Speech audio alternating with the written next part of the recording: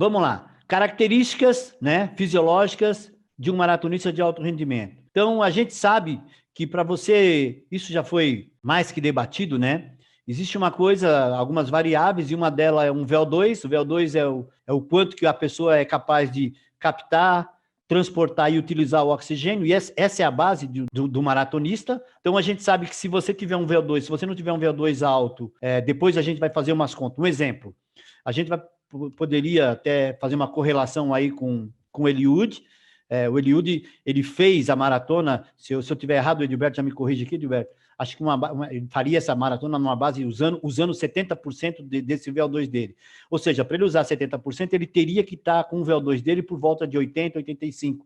Senão ele não consegue correr a maratona na velocidade que ele correu, porque ele tinha que usar uma velocidade durante muito tempo, 70% desse VO2, que seria por 2 horas, senão ele não faria, né? Então, isso é uma capacidade de um maratonista, ele ter um alto VO2, né? Quando você faz os testes lá, ele vai dar...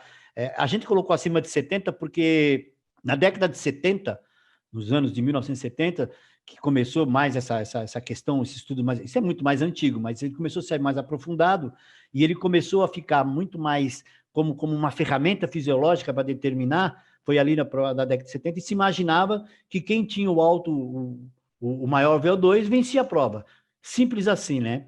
Então, todo mundo achava que era por aí. Então, o Frank Short, quando venceu a maratona olímpica de 72 em Munique, imaginava-se que esse cara tinha o maior VO2 do momento ali. Então, todo mundo já tinha achado valores por volta de 80, achavam que ele ia ter nessa faixa. E, na verdade, ele tinha 71. Ou seja, o VO2 dele era muito baixo. Não é que ele é baixo para a característica que nós estamos falando, né? De característica de medalhista olímpico.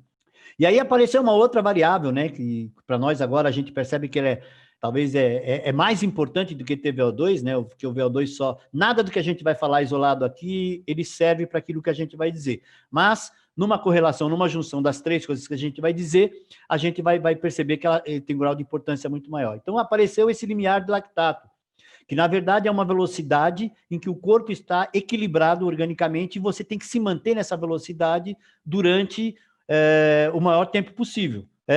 Essa velocidade, ele tem alguns em relação ao VO2. Então, vamos imaginar se ele fosse uma linha reta, sem variação.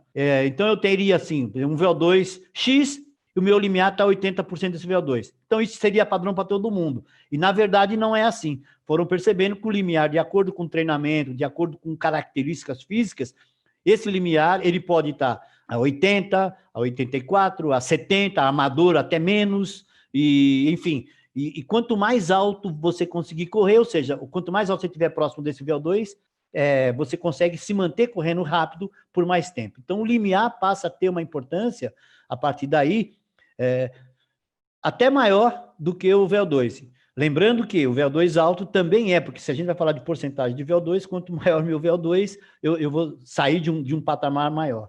Mas o limiar, ele tem um grau de importância maior, porque é exatamente o meu equilíbrio estável, né? É onde meu organismo consegue se manter, teoricamente, ali num consumo de oxigênio. Seria um steady state orgânico. O oxigênio que entra, o oxigênio que sai, mas é o limite, né? Um metro por segundo a mais ali, eu já estou partindo para o outro lado, né? Então, seria mais ou menos esse a grande diferencial.